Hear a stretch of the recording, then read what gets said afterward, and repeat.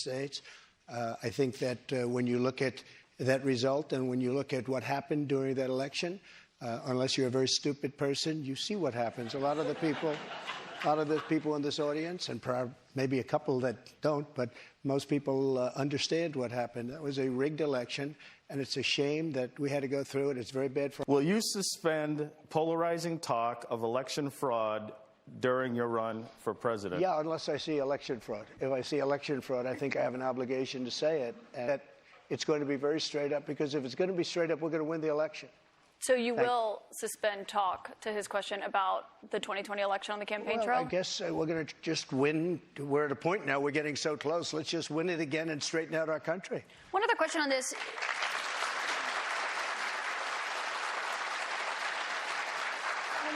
I was just saying there's no evidence of that election fraud. You did once tweet... You're supposed to say that, but, I'm glad you say that. But, look, that was a horrible election.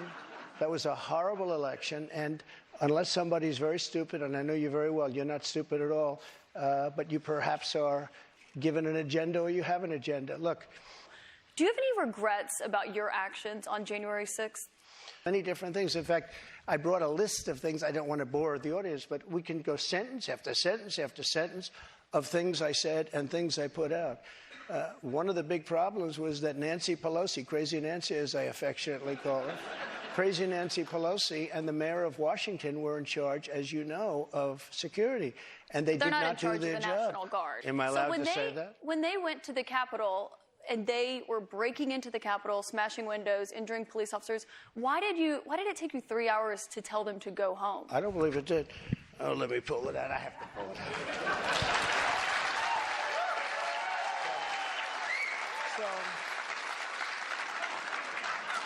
So if you look at, on January 5th, the day before, I said, please support our Capitol Police and law enforcement. They are truly on the side of our country. Stay peaceful. Stay peaceful. This was the day before, and this was in the form of Twitter. Now I use Truth Social. I think it's far superior, okay? I hope everybody's on Truth. If you look January 6th, this is before 2:30. I am asking for everyone at the U.S. Capitol to remain peaceful. This is right after, as it was happening. He's not in charge of Capitol And if you remember, I made a video right outside the Oval Office in the Rose Garden, and I'm very proud of that video. I didn't have a script. I don't need scripts like a certain person that's in there right now. The video, it came out much later after they had already attacked the Capitol. I said that. Referring to what the they law did? and order there, they took Mr. that President. down, and to this day, it hasn't been put up. And the reason is it's so good and so conclusive that all of this nonsense and all of the tens of millions of dollars that have been spent are just wiped away with this one, and they've never put it back up. They had another influence. In that 3 hours, over 140 officers were injured that day. And a person named Ashley Babbitt was killed. Yes. You know what? She was killed, and she shouldn't have been killed. And that thug that killed her, there was no reason to shoot her. At blank range, cold blank range, they shot her. And she was a good person. She was a patriot. There was no reason. And he went on television to brag about the fact that he killed her. The vice president does not have the authority to reject those. Are you ready? Let's have this one out just now, because it's interesting. Let's keep it interesting, right? I like Mike Pence very much. He's a very fine man. He's a very nice man. He made a mistake. His lawyer said, you cannot move. I called him the human conveyor belt. I said, even if the votes, I talked to his lawyer, even if the votes are absolutely fraudulent, he can't say, yes, sir, he can't send bet. And the Democrats played it, and the rhinos played it. Have that authority, Mr. President, but I want to move on. Why did they change the law then, saying that you can't do it? They didn't change the law. They strengthened the law because they were worried about presidents exploiting. They strengthened it, meaning you could do it. That's not what it means. Thank you. President Wayne. Thank you for coming, Mr. President. Thank you, Wayne. My question to you is, will you pardon the January 6 rioters who were convicted of federal offenses? I am inclined to pardon many of them. I can't say for every single one, because a couple of them probably they got out of control. But, when you look at Antifa, what they've done to Portland, and if you look at Antifa, look at what they've done to Minneapolis and so many other places. Look at what they did to Seattle and BLM. Many people were killed. These people, I'm not trying to justify anything. But you have two standards of justice in this country, and what they've done, and I love that question, because what they've done to so many people is nothing. And then what they've done to these people, they've persecuted these people. And yeah, my answer is I am most likely, if I get in, I will most likely, I would say it will be a large portion of them. You know, they did a very... And it'll be in Washington, D.C., you cannot get a fair trial. You cannot. Just like in New York City, you can't get a fair trial either. A Manhattan jury found that you sexually abused the writer E. Jean Carroll and defamed her. You've denied this. But what do you say to voters who say it disqualifies you from being president? Well, there aren't too many of them because my poll numbers just came out and they went up. Okay. This woman, I don't know her. I never met her. I have no idea who she is. I had a picture taken years ago with her and her husband, nice guy, John Johnson. He was a newscaster, very nice man. She called him an ape. Happens to be African American. Called him an ape. The judge wouldn't allow us to put that in. Her dog or her cat was named Vagina. The judge wouldn't allow to put that in. All of these things. But with her, they could put in anything. Access, Hollywood, this was a jury of 9 people who found you liable of sexual abuse. Do you think that will deter women from voting for you? No, I don't think so, because I think the whole thing, just so you understand, ready? I never met this woman. I never saw this woman. This woman said, I met her at the front door of Bergdorf Goodman, which I rarely go into, other than for a couple of charities. I met her in the front door. She was about 60 years old, and this is like 22, 23 years ago. I met her in the front door of Bergdorf Goodman. I was immediately attracted to her, and she was immediately attracted to me. And we had this great chemistry. We're walking into a crowded department store. We had this great chemistry, and a few minutes later, we end up in a room, a dressing room of Bergdorf Goodman, right near the cash register. And then she found out there were locks on the door, so she said, I found one that was open. She found one. She learned this at trial. She found one that was open. What kind of a woman meets somebody and brings them up, and within minutes, you're playing hanky-panky in a dressing room, okay? I don't know if she was married then or not. John Johnson, I feel sorry for you, John Johnson. Mr. President, can I think of it. I know you're recounting what you... If I was walking in at the park, because I was very famous then, and I owned the Plaza Hotel right next door, and I owned buildings around it, I'm not going into a dressing room of a crowded department store. I have no idea who the hell. She's a Mr. whack President, job. You did not testify in person in this trial. There was a taped deposition of you from October in it. You defended the comments that you made on that Access Hollywood tape about being able to grab women how you want. Do you stand by those comments? I said if you're famous and rich or whatever I said, but I said if you're a star, you are, and I said women let you. I didn't say you grab. I said women let. You know, you didn't use that word. But if you look, women let you. Now, they said, will you take that back? I said, look, for 1,000,000 years, this is the way it's been. I want to be honest. This is the way it's been. I can take it back if you'd like to, but if you're a famous person, if you're a star, and I'm not referring to myself, I'm saying people that are famous, people that are you were stars, asked in the deposition, people that are rich, to be a star, people that are powerful, they tend to do pretty well in a lot of different ways, okay? And you would like me to take that back? I can't take it back because it happens to be true. I said it's been true for 1,000,000 years, approximately 1,000,000 years, perhaps a little bit longer than that. So you stand by those comments? Well, I don't want to lie. Mr. President, we have a lot of questions. Here's what she wants Mr. me to President, say. let's a get to rich the and audience famous questions person tonight. has no advantage over anyone else. Well, you do have an advantage. And I say unfortunately, but that's the way it is. You said fortunately. Many people's bills are up several $100s a month, including mine. If elected president again, what is the first thing you would do to help bring down the cost to make things more affordable? Drill, baby, drill. You know what that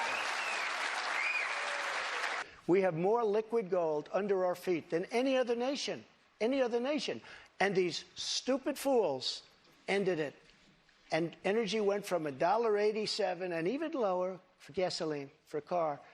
They went from $1.87 to $5, $6, $7, $8, and even $9.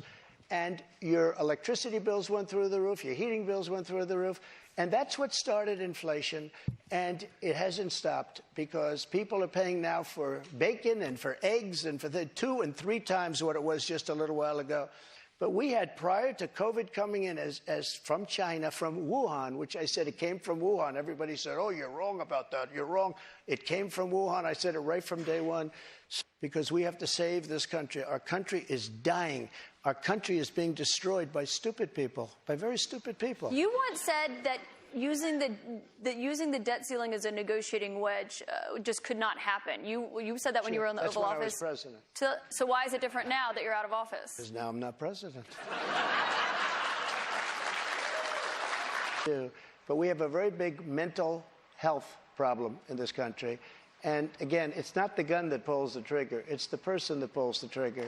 And we have to protect our Second Amendment. We have to protect things. But there are people that if they didn't have the privilege of having a gun in some form, many of them would not be alive today. You know, there's a certain country that had a very strict policy on guns, very, very strict. Which country?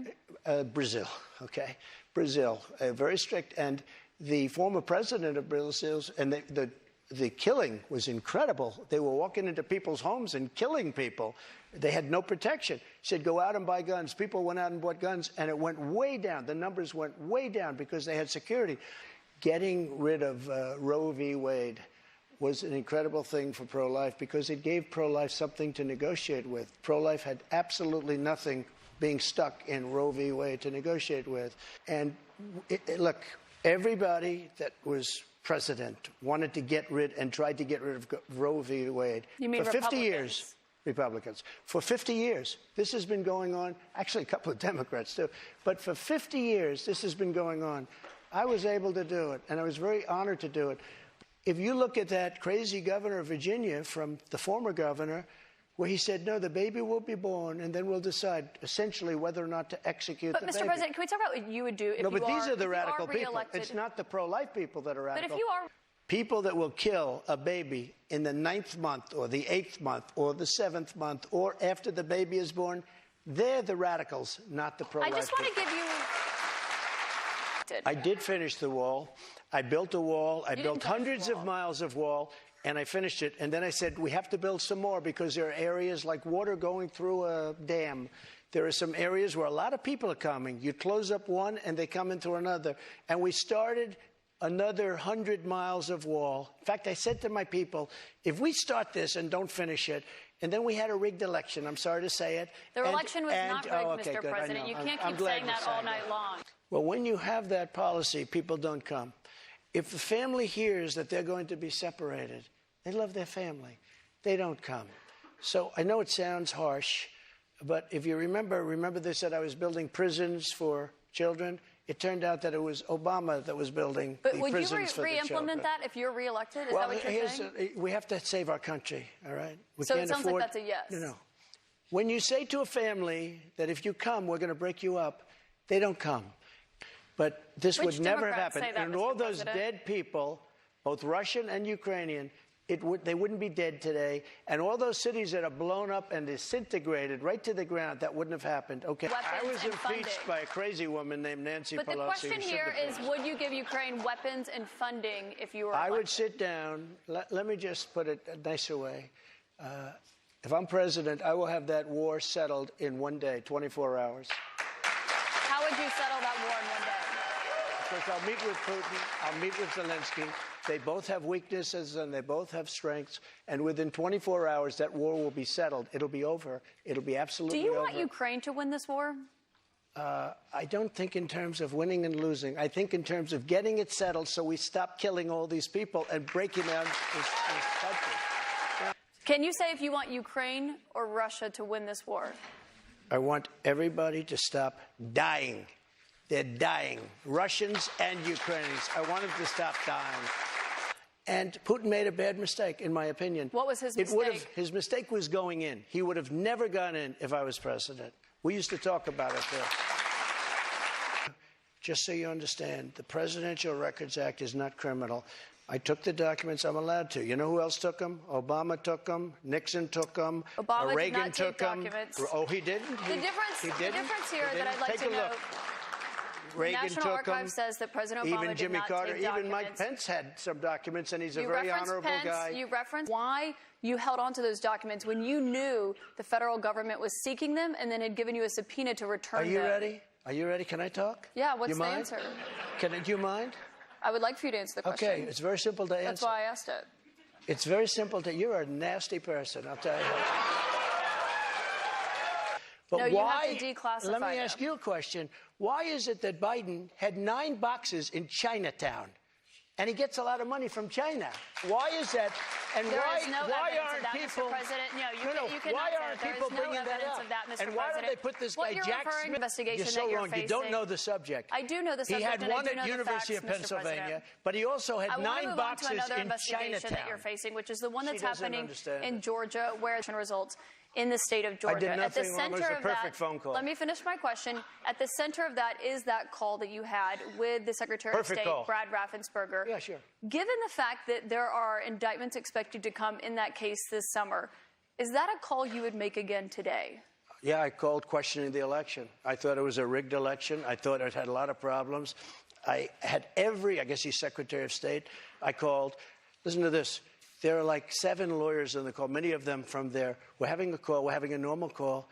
Nobody said, oh, gee, he shouldn't have said that. Why? If this call was bad, I questioned the election. You asked if this him to call find was you bad, votes. I didn't ask him to find anything. Let me We've just tell heard you, the audio if tape, this Mr. call President. was There's an bad, audio of you asking him to I find you said, 11,000 you owe something me votes because the election was rigged. That election was rigged.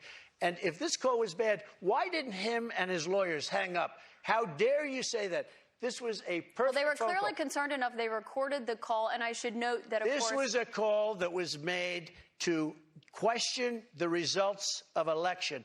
And we have. And when we can't make a call to question election results, then this country ought to just forget about it. you weren't just questioning the election results. I was You were questioning asking the him to election. find you votes tonight. Thank you, Mr. Trump. Thank you very much. I'm 26. I'm a veteran. I help manage a private aviation company.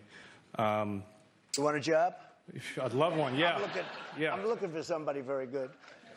You are running in the 2024 race. If you are the Republican nominee and you are in that 2024 race, will you commit tonight to accepting the results of the 2024 election? Yeah, if I think it's an honest election, absolutely, I would. Will you commit to accepting the results of the election regardless of the outcome? You want me to answer it again? If I think it's an honest election, I would be honored to. And right now, we are so far ahead of both Democrat and Republican. And you know what? If I don't win, this country is going to be in big trouble. It's so sad to see what's happening. But no commitment there on the accepting the results regardless of the outcome. If it's an honest election, correct, I will. Okay, so not committing to accepting the 2024 election results or acknowledging what happened in 2020. Go ahead. President Trump, I want to thank you for coming here tonight. This is an important conversation with voters to hear and to have. Thank you to our audience and to our host, St. Anselm College. CNN's coverage continues with